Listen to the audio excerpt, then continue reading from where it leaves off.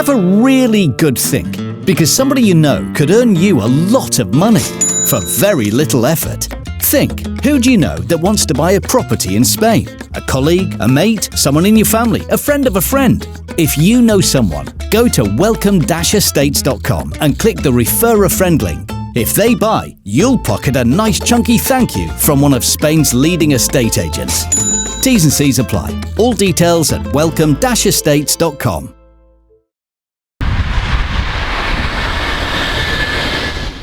Hello all you hardcores out there, how are you doing? I'm joined by Paul Butler, double world champion. How are you doing, Paul? All good, mate, yeah. How are you doing at the moment? Taking over, mate, in the gym, staying fit, and waiting for that call, waiting for that date. I've just seen you training today, you're looking sharp. I'm feeling alright, you know, a little bit heavy, but other than that, I think that's alright. He looks sharp, doesn't he, Charlie Edwards? Charlie's looking good, yeah. To be fair to him, Charlie's one of them, he's in the gym all year round, he's 100% dedicated. He's just been very unlucky with what's been going on the last year. Politics and injuries and stuff, yeah. He's been very unfortunate, and I think this year you'll definitely see the best of him, and hopefully he gets that shot that he deserves. Yeah. Paul, what made you get involved in boxing? Because what are you now, about 31? 34 now. 34 now? Oh, yeah. 34. Yeah. What made you get into boxing? I was always football mad. I always remember watching, my dad was boxing mad, so Friday fight night back then, Naz was on, you'd have, what actually got me into boxing was the Ben and Gerald McLennan fight. Yeah. I remember watching it and my dad saying, don't you fancy going down the gym, the boxing gym? And I remember saying, yeah, I'll go down. And ever since I walked in that gym, I stopped playing football. I was football mad. Played for every team I could. And I just stopped playing football.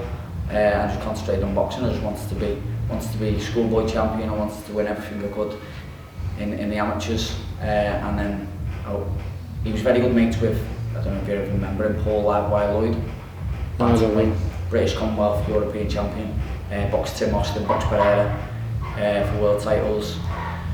Marco Antonio Pereira, yeah. At bantamweight, and I always wanted to basically follow in his footsteps, because he came from our amateur gym as well, where I grew up, and I'm still there now. I'm coaching the kids there now, so it's never really left me to leave that gym either. Are you still at Ellesmere Port, is it? Yeah, we're still at Ellesmere Port. We used to be called Vauxhalls, we're now called Wirral CP. We changed our name, we left the Vauxhalls plant years back, and we're now called Wirral CP, and I'm a coach there as well. How much longer have you got left in the sport, Paul? Because I know at your weight, I don't mean to be disrespectful, but you know, it's average age is about 33 to finishing it at your age, yeah. So are you over time now? I've always said the day I feel like it's not quite there in the ring, and performance where it's not quite there, and I don't feel as good as what I should be, is the day I walk away. I think the Sultan performance was probably my best performance to date. And the Inoue performance, it's just, you're in there with an all-time great. It was very hard to get off what I wanted to get off, and I knew what I was trying to do, and I just against him it was a bit too tough. Why do you feel, and I don't want you to take this wrong way, but why do you feel that sometimes British guys were going up against they're like superhuman elite pound for pound guys, I know you, your Usyks, Crawfords, Spencers, Beterbius, people like that, and Brits are failing. Do you think that it's something in our mental makeup, we're good enough but there's something lacking, or do you think it's because we always have to fight away from home in them fights?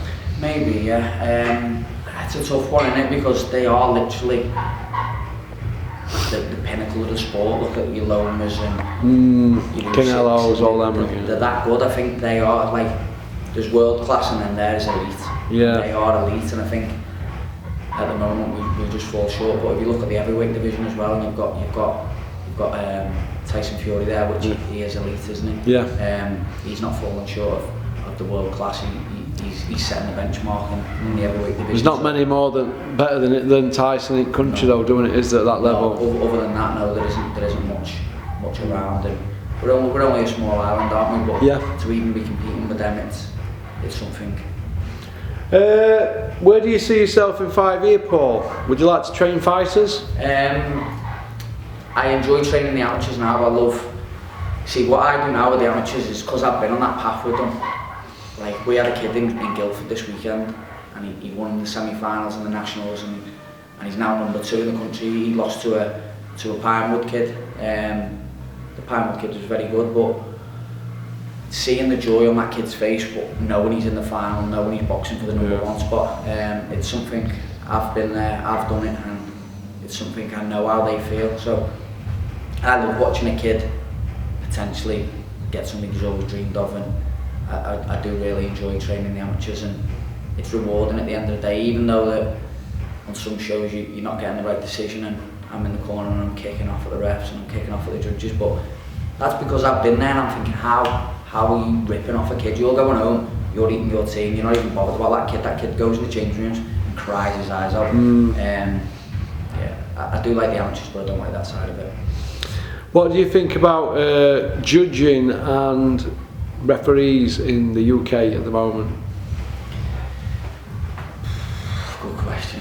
You don't have to answer that, Paul. No, to be fair, there's, like, I think some of the judges, like, I don't get it, like, some of my fights, I think... Dickhead, you left him again. Sorry. Yeah, I think there's a certain ref and a certain judge that's judged before and away previous 2 fights. I think one he's had me losing, and one he's had me, well, with Sultan he had me winning by about 4 rounds, and I thought I'd won it by a lot more than that, and the kid before that in Bolton, just after the lockdown, it was 6 to the table, he had me losing, and I thought, fuck am I losing that, do you know what I mean? I do think some of the judges need questioning, because there's a few dodgy ones on. Do you think they should come out and have to explain how they came to them scorecard? Yeah, I think do you know what? That's all they've got to do for me. I was having this conversation about amateur boxing the other day. One of our kids got ripped off, and I was like, how did he see it that way? I'd love to just have 10 minutes with them at the end of each show. The judges should sit down and you should be able to question them, not kick off and just say, how did you see that contest go like that? How have you scored it like that? And he scored it 6 rounds the other way. Like, that's obviously professional boxing, but how are you scoring it one way and he's scoring it another? Alright, I know they're all sitting on different sides of the ring, but come on, it's not rocket science at the end of the day. I don't get how one can score it. Like, there was a contest, was it last week or the week before? One had it 6 rounds. Joe Cordina won it. Joe Cordina. Yeah. One had him losing by about 6, I think, and the others had him winning it. Joe won it. It's honest to God, it's boxing though, isn't it? What did you think to McGowan against Tyler Denny? Yeah, to be fair, I came in the day later and I said to Joe, I said, I didn't sit there and score it, but when they brought the public scorecard up, I thought, am I being biased here or something after 3 rounds? I thought, I had Macaulay 2 rounds up, well 2-1 at least, or even round in there. And I thought, am I being biased here? And then he definitely won the last 3 or 4 rounds, so I thought, what's going on here? Like, he never got a point took off for his foul play. I was shocked about that. Even like he was trying to hide it, he was latching on. But yeah, again, why aren't referees pulling that up? Do you know what I mean? I don't know whether it's like they're just trying to like pull one over on you, because you can obviously hear people at ringside shout, referees holding. How many times you need to be warned and told, like? It's a strange one, that, isn't it? Beefy against Eubank 2, July 1st. Who have you got? Beefy, yeah. Beefy. To be fair, I had Beefy winning it 2 seasons last time. Yeah, he all round he's too good. And he's like an 8 out of 10 across everything, isn't he, all the way through? There's no weak spots, but he's not like an elite on anything, but he's a proper, solid, world-class fighter all the way through, isn't he?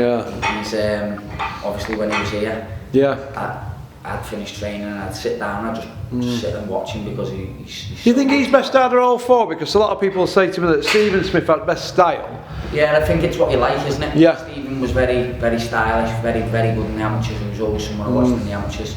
Someone I always looked up to was on GB with Stephen.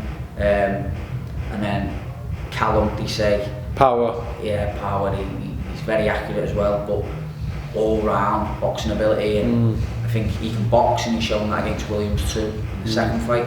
He can fight when he has to.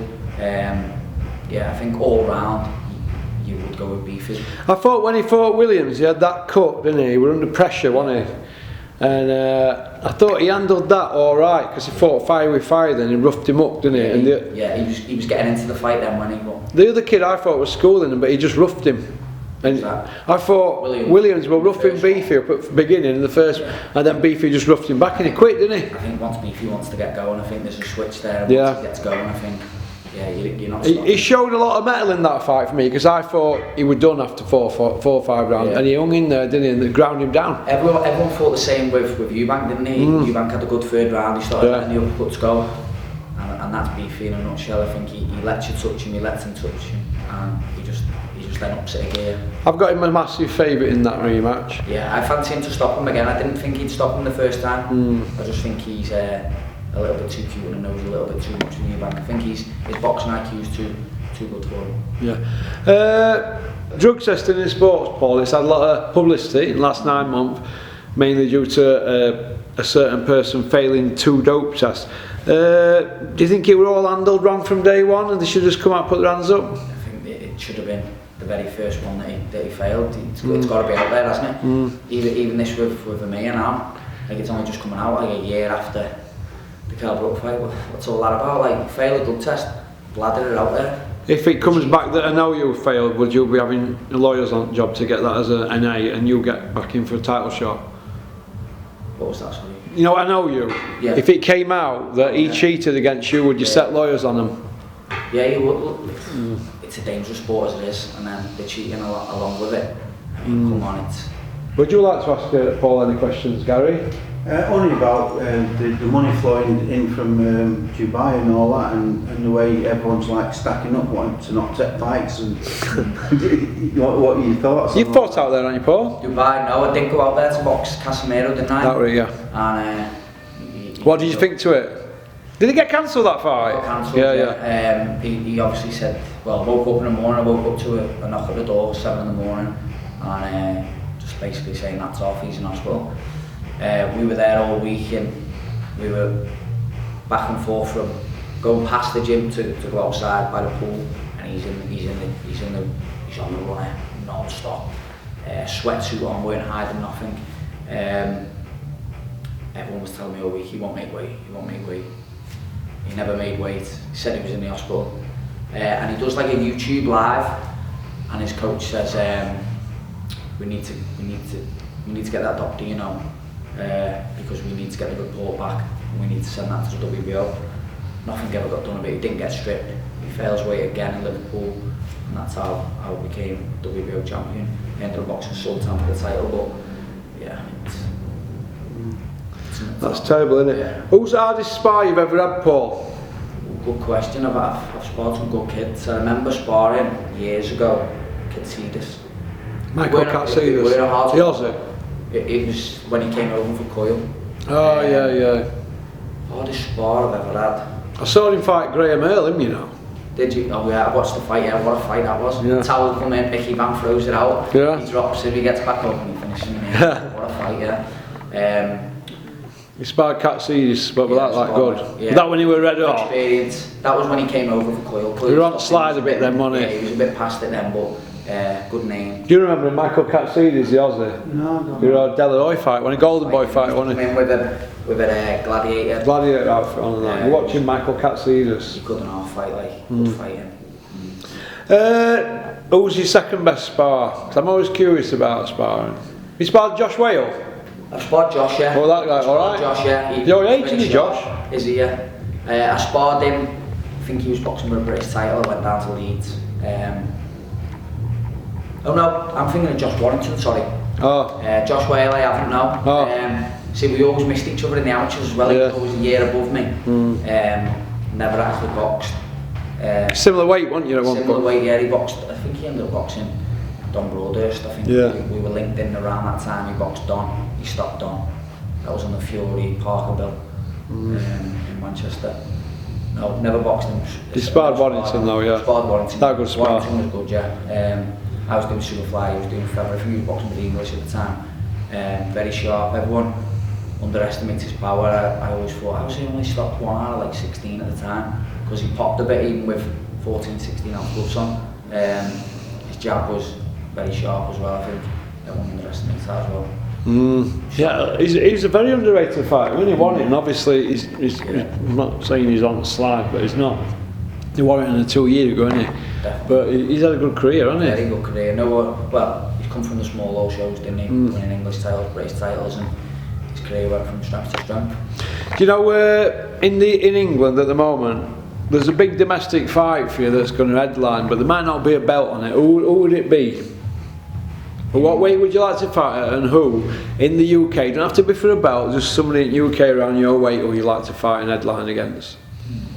Somebody you'd like to call out. I'm a sod, aren't I, Paul? I know you're thinking here, but nah, not happening. Quick. Quick. Do you know what? Quick's probably lighter than me now. Looks well. Looks really well. You seen him in here last week, didn't we? On Quick, didn't he? Well, yeah, he's, Quiggy. We love Quiggy, don't we? Trains twice a day. He's probably lighter now than. He's like a robot, isn't he, Quiggy? He's great, you know. He's great. He's good on the pads. He's very knowledgeable. And he's a good athlete. Turns up early for the gym, doesn't he? All the time. He's first in. He's like an hour before everybody, isn't he? First in. Well, he's the first in, last out, but there's a story about that, isn't there? And Scott Quigg won't mind me saying that. Scott Quigg got the most out of his career, just like Froch, people like that. They're not James Toney's, Mayweather's, either these guys, Clinton Woods.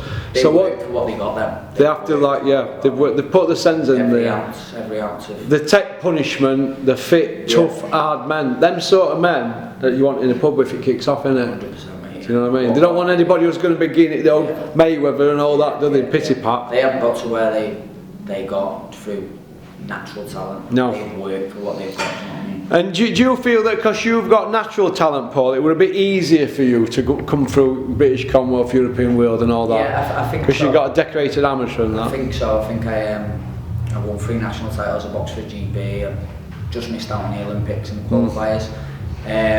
So I think the weight helped me as well, because I was down at super flyweight. I think you naturally get fast track pretty quick. I'd won the British within 9, Commonwealth 11, and I think from there was no European, although I don't think there is anymore still at Superfly. So I was just naturally fast tracked, and I ended up going up a weight. We had the opportunity to box Stewie Hall, and then it was always the plan to come back down, and obviously no one knew nothing about Teddy at the time, and we all do now. Teddy's a drug cheat, isn't he? There's another one, yeah. You heard about that one, haven't you? Teddy failing a drug cheat, failing a drug test. You fought him, hadn't you? After Cunningham, yeah, I boxed him in my 18th fight for the world title, and yeah, he's just failed the drug test again. Can I ask you what you thought of the Saturday fights, Paul? The KSI and the big guys? Did you watch them? Mate, I don't watch that shit. You don't watch it? No. You didn't watch them big guys? No, I think. 400 pounders. I've seen clips of it on obviously Instagram and that, but I won't watch that shit. I think it's embarrassing to boxing. I know it's bringing different eyes to the sport, but it's not for me, that. Not for me. What about you, John? Would you like to ask anything to wrap it up? Yeah. Go on, John. Yeah. What your likes and dislikes in training? To be fair, I'm one of them. I'm one of them lads where I'll come in the gym and I'll be like, fucking hell, we've got this or that today. But once I'm in it, even when it's getting hard, I've still got a smile on my face and I'm pushing the kid next to me. I'm one of them weird kids that just likes that pain to go through, and I know it's getting hard, but I've still got a smile on my face and I'm pushing and I'm pushing and I'm pushing. So once there's any dislikes in training, it's probably beforehand. I know I've got a tough one and I'm thinking, fuck. But once I'm in the thick of it, I do love it. That goes with anything. If it's sparring's getting tough, I'll always bite down. If it's bar bag, the bar's getting tough, I'll always bite down, and I'll always push my partner next to me through it with me. Yeah. You get nervous before a big fight? Yeah, I think it's good to be nervous. I think if you're not nervous, you don't care. If you don't care, then you're not going to be sharp. I think it's nice to get them butterflies. Percentage. Yeah, I say exactly the same to the kids in the gym. You're nervous, and if they say no, I say, well, don't you care? Yeah. If they are nervous, I say it's good. Obviously, it's good to be nervous. It keeps you sharp. It keeps you alert. So yeah, I still get nervous. I think it's good to be nervous. Hobbies outside boxing? Everything, mate. Honestly, pool, snooker, football, golf. What's your reps, Paul? See, I've spread the balls out and I've had a 1, 2, 3, but in. What, a snooker? Yeah, only where I've spread the balls out. I've been taught like a fella called Alex Ferguson round ours used to be on the tour. He said, spread your balls out like this, make sure the pink goes in all 4 pockets there, middle, 2 bottoms, and just work your way around the table. 1, 2, 3, but in a competitive game, 64. Still good going, that. Yeah, still good going, but I'm more of a pool player. I'll challenge you. Other than, I'll play you for money anytime. I'll play you for money. Yeah, I'm always playing for money. Other than that, I'll play golf more than anything. Golf? I'm a big golfer, yeah. I've always played golf. So yeah, What are you playing? I play at 4, so I was down to 2.8 last year. The winters brought me up a little bit, but hopefully I get down to back down. That's good going as well, isn't it? Yeah, I like my golf. I've always played since I was probably 10, something like that. When I was 16, I stopped. I was down to about 5. I wish I'd carried on, to be fair. Oh, that's brilliant, isn't it? You say you follow football? Yeah. What's that? You follow football? Yeah, I follow football. Who's your team? Liverpool. Liverpool Fan, yeah. Yeah. Not our best season at the moment, No. I think. We'll get 4th.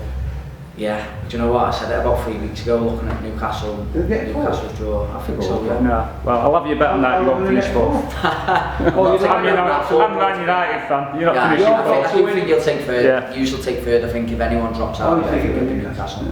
Maybe, yeah. They've got Chelsea away last game of the season. I think they could potentially do us a favour, but they're not doing very good themselves. There's probably a few more games left, and I'd say Liverpool push it because they're on a good run now. Is it 8 wins out of 8? If we don't, well, we've got Leicester tonight. Leicester win, they bump Everton into the bottom 3, so you know what I mean? It's one of them. It's a win-win support for me. It's a win-win for me. I hope they go down, to be fair. Yeah, we're all saying that. Go down and use stadium to go with it. Yeah, I think it'll end up as a shopping centre or something if they go down. Right then, we'll just finish off on this. Are you happy being trained by Joe G, legendary Ring Magazine trainer at year? Yeah, I am, mate. I wish I came here from the very beginning. Does he ever remind you about that? Now and again. Is it true that Joe G's fights tooth and nail for his fighters? Maybe. Because people say he does, don't they? Yeah, mate. He goes above and beyond, doesn't he? Yeah, he'll put all the pressure on himself to take it off his fighters. What's it like working with somebody that's up at 5 and into bed at 12 and doesn't sleep all day and wants to do everything? Do you think that Joe takes too much on and he should delegate, or? Maybe. It's a long day for him, isn't it? Maybe, yeah. I think now and again he should have a little bit of time away. Do you know what I mean? Like, even on a Sunday, he'll be studying and he'll be working. Like, obviously yesterday he went back and he watched Ophi's fight, and he's non-stop. I remember first coming to him, and I think the first big fight I had with him was Stewie Hall, the rematch. Yeah. And honestly, it felt like I knew every move he was going to do when I got in the ring with him in the rematch, because Joe studies him that much. I would walk in and he was on the laptop. Paul, watch this round. Watch what he does here. Watch what he does when he gets caught with that. He'll do this, and it just, he knows everything. It picks up on all the little things, doesn't it? What he does, yeah. Do you feel that boxing is about little tiny victories? It's marginal. For example, you pick up little things to train your mind, and people tell you things. So I've seen fighters tell themselves that a certain person is no good to give themselves that little bit of a boost. But do you feel with being with Joe, you can, like, it's fine margin, you can get them 1% gains. You might gain odd 1% because Joe's in your corner, fighting your corner. Yeah, but that 1% could mean that you win that round. Even in close rounds, Joe just shouting, yes, good shot, Paul, good shot. I think that could sway like the judge next to him. Do you know what I mean? Because I noticed at end of most rounds, you know, if it's Joe Gallagher's fighters had not won the round, he always seems to be all over ref, doesn't he? He's a bit like Roy Keane, wasn't he, back in the day, do you remember? Yeah. So give me that. Yeah. It does. No, but it's a good thing, he's constantly got your back, and he's always looking out for you, I think. He's been great with us, hasn't he, Gary? Brilliant.